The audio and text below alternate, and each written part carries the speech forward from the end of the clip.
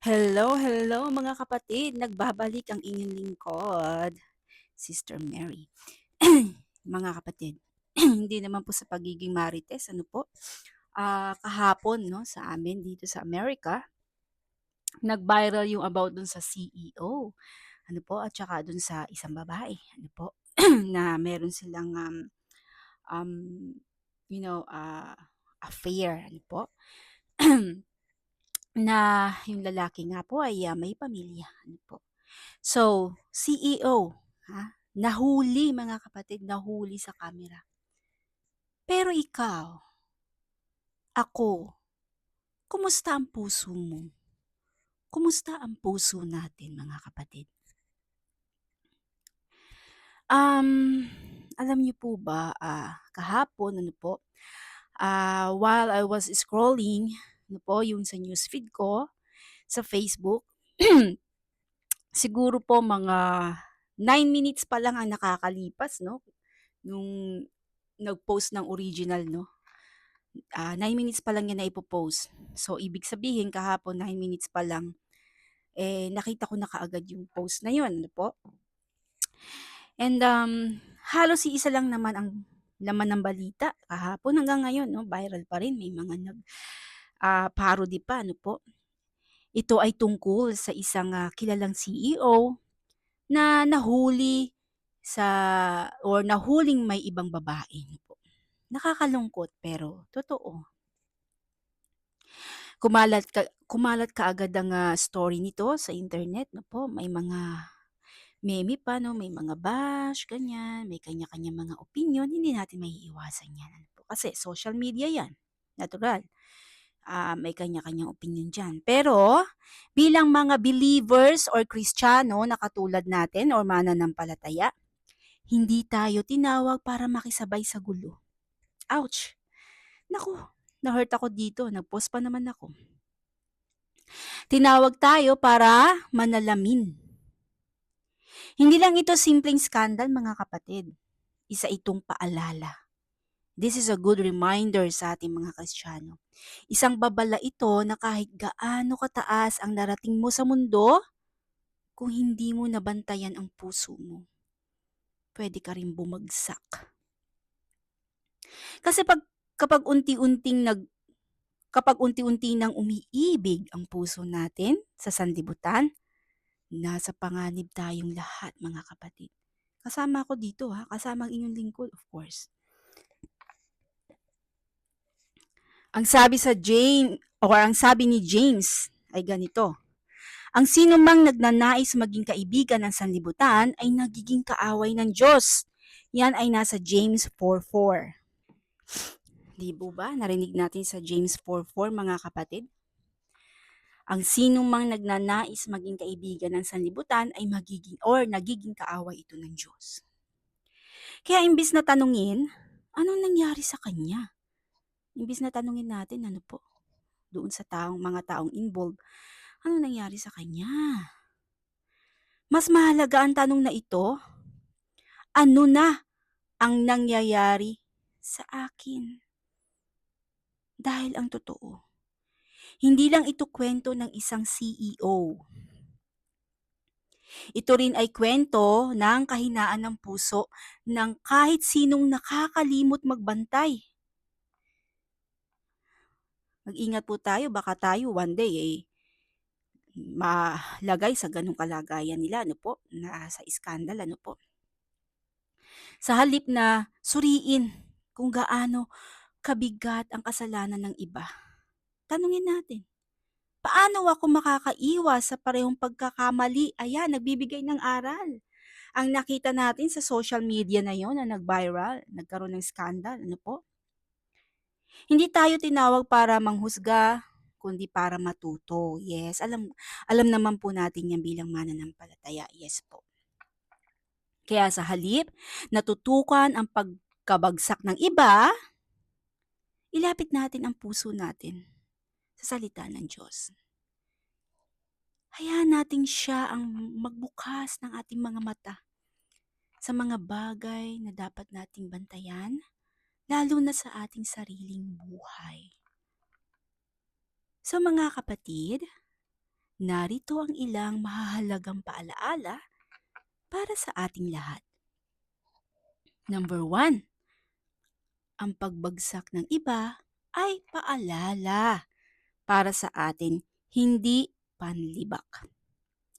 Sabi sa 1 Corinthians chapter 10 verse 12, ang nag-aakalang siya ay nakatayo ay mag-ingat baka mabuwal. Amen. Imbes na pagtawanan o pagchismisan ang ibang bumagsak, gamitin daw natin itong wake-up call. Walang exempted sa tukso. Remember that. Kahit ikaw na nakikinig dito, hindi ka exempted. Lahat tayo, right? Kahit matagal ka ng Kristiyano, kahit na leader ka pa, kahit na pastor ka pa, kung hindi ka magbabantay, pwede kang madapa. So what to do mga kapatid? Check our own heart. Check your own heart. Bago ka manghusga, i-check mo muna ang puso mo. I-check natin mga kapatid ang mga puso natin. Kasali ako dito, ang inyong lingkod. I am not exempted.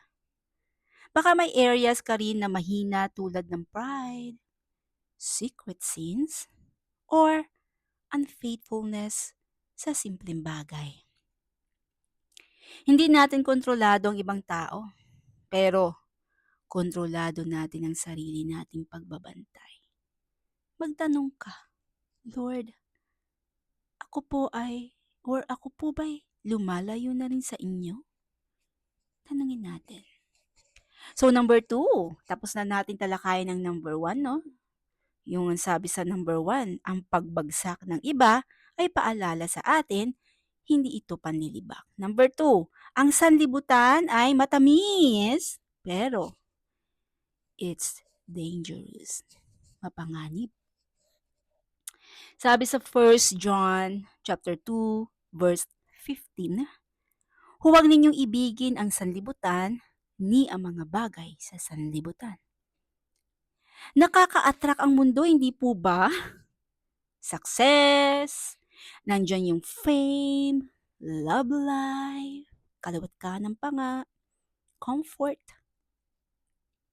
Pero habang nilalapitan natin yan, baka hindi natin napapansin lumalayo na tayo sa Diyos, ha? Minsan, maliit lang ang compromise pero kapag hindi naagapan yan, kapatid, babagsak ka rin gaya ng iba. So what to do, ka-fated? Identify hidden worldliness. Tignan mo kung may attachments ka sa mundo na hindi na healthy talaga. Baka mas mahal mo na ang approval ng tao kaysa sa approval ng Diyos, ha? Baka nauubos ang oras mo sa entertainment, TikTok, etc. Pero wala ka ng time mag-pray. Minsan, hindi obvious ang kasalanan. Tinatago ito ng worldly comfort. Now, let's go to the number 3, mga kapatid. Sabi sa number 3, si Kristo ang salita. Or si Kristo ang ating focus, hindi tao. Sabi po sa Hebrews chapter 12 verse 2, ituon natin ang ating paningin kay Jesus. Ang tao ay pwedeng bumagsak kahit kilala. Kahit kilala ka pa, may katungkulan ka, sikat ka, o malapit sa atin. Pero ang Diyos, kailanman ay hindi nagkukulang. Kaya kapag nasaktan ka sa pagkakamali ng iba, huwag mong iwan ng Diyos. Siya ang tunay mong pinananampalatayanan. Just focused on Him. So what to do, mga ka-fated? Look to Christ always. Look. Focus. Kapag nadismaya ka sa leaders, sa pastors, o sa mga kapatiran pa yan, tandaan mo, hindi sila ang foundation ng faith mo. Si Jesus. Kaya huwag mong hayaang ang kasalanan ng iba ay maging dahilan ng paglayo mo sa Diyos. Liliit ang mundo mo niyan, ka-fated. Number 4, ang puso ay madaling mahulog. Totoo yan. Sabi sa Jeremiah chapter 17 verse 9, ang puso ay mandaraya higit sa lahat. Minsan, akala mo okay ka pero sa loob-loob mo, di ba? May pride na, may bitterness, may hidden sin. Mabilis madaya ang puso, mga kapatid. Mabilis madisibyan. Kaya huwag lang ang panlabas ang binabantayan natin, kundi ang panloob din. So what to do, mga kapatid? Guard your inner life. Check mo ang motives mo. Ano bang motives mo? Desires mo.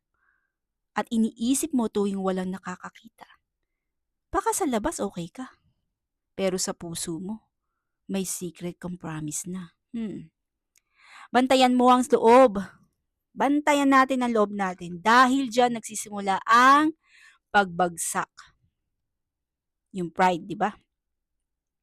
So number 5, sabi, may pag-asa sa biyaya ng Diyos. Amen. Sabi sa James chapter 4, verse 8, lumapit kayo sa Diyos at lalapit siya sa inyo. Ang kagandahan ng Diyos kahit makasalanan ka, alam mo, kapag lumapit ka sa Kanya ng may pagsisisi, alam mo bang tatanggapin ka niya? Hindi siya tulad ng mundo na mambabasura ng nadapa. You know that? Ang Diyos ay Diyos ng restoration. And He is the God of a second chance. So what to do, mga kapatid? Return to God today. Today na. Now na, mga kapatid. Now na. Not tomorrow, not later. Kasi baka mamaya wala nang bukas. Kung ikaw ay lumamig, nadapa ka, or napalapit ka sa kamunduhan or sa mundo, huwag kang manatili dyan sa pagkabagsak mo. Tumakbo ka pabalik sa Diyos. Hindi huli ang lahat kung lalapit ka ngayon. Huwag mong ipagpatuloy ang mga mali mong gawain. Alam mo na ngang mali, pagpapatuloy mo pa. Di ba? Mauuwi ka sa kapahamakan yan. And the worst is kamatayan. Not only in the physical body, even sa spiritual natin, spiritual death. Magkakaroon tayo ng spiritual death. Kumbaga sabi, no, happy ngayon, no, iyak bukas. Diba? Yan yung mga makamundoy, no, party-party, sige lang, walang ginawa kundi party-party, inuman, no, lahat na lang ng bisyo, kalayawan, walang panahon sa pagpupuri sa Diyos, nakakaawa talaga. Kaya tulungan natin sila.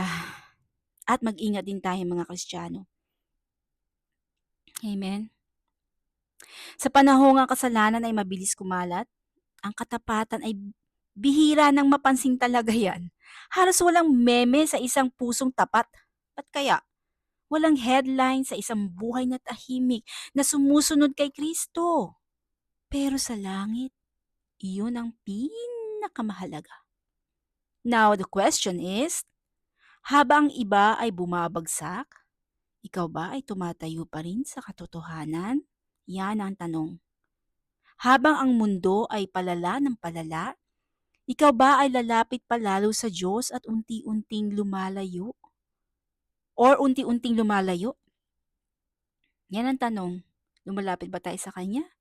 Or unti-unti na tayo napapalayo sa Kanya? Hindi natin kayang panatilihin ang kabanalan sa sarili nating lakas, mga kapatid. Pero, bawat araw ay may panibagong pagkakataong lumapit sa Diyos. Humingi ng tulong sa Kanya at mamuhay ng may takot sa Kanya. Bumagsak man ang iba, manatili ka. Hindi para ipagmalaki, kundi para sa kaluwalhatian ng Diyos na kumikilos sa iyong puso. Amen. So hanggang dito na lamang po ang viral na yan. Sana po may mga natutunan tayo. Ano po. So to God be all the glory. Hanggang sa muli. Bye. Ciao.